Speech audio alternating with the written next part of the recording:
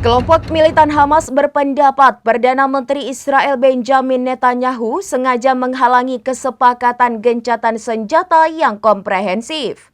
Hamas mengklaim bahwa mereka telah menyetujui kesepakatan parsial dan siap untuk negosiasi yang lebih luas, namun Netanyahu menolak semua solusi yang diajukan. Kelompok militan Hamas berpendapat Perdana Menteri Israel Benjamin Netanyahu sengaja menghalangi kesepakatan gencatan senjata yang komprehensif.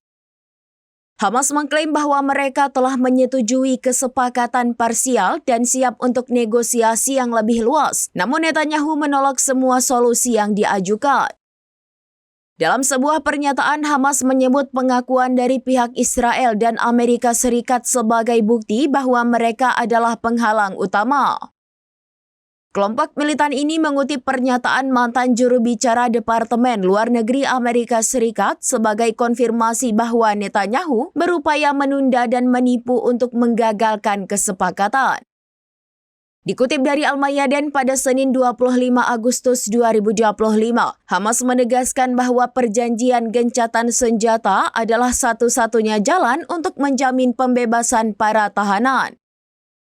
Mereka juga menyerukan adanya tekanan yang berkelanjutan untuk mengakhiri apa yang mereka sebut sebagai genosida. Hamas meyakini bahwa kesepakatan komprehensif sebenarnya mungkin tercapai, namun Netanyahu dinilai berupaya mencegah segala cara untuk mewujudkannya.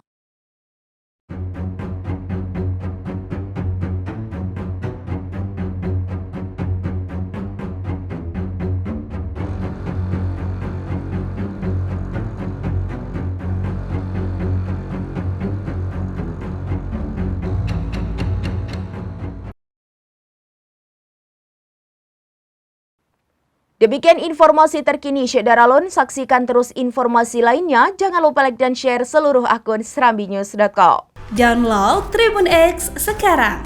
Menghadirkan lokal menjadi Indonesia.